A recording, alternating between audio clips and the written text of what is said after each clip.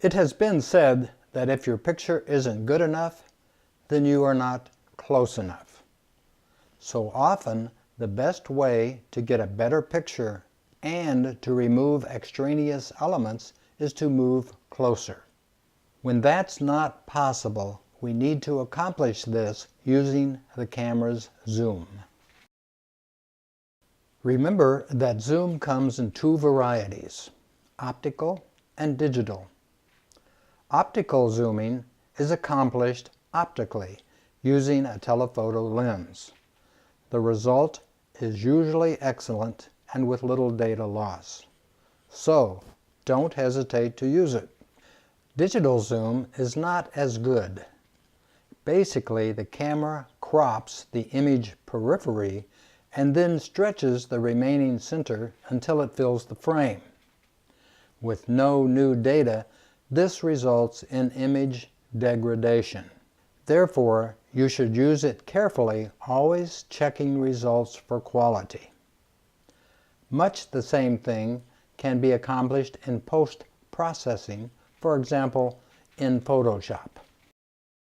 The iPhone 8 Plus uses a dual camera system. This is the primary 12-megapixel camera. It's a wide-angle lens with an aperture of 1.8 and it has optical image stabilization. There is also a secondary 12-megapixel camera. It has a telephoto lens with an aperture of 2.8, but it does not have optical image stabilization. The camera screen has a zoom button in the middle of the lower aspect of the screen. It defaults to 1x and is using the primary camera.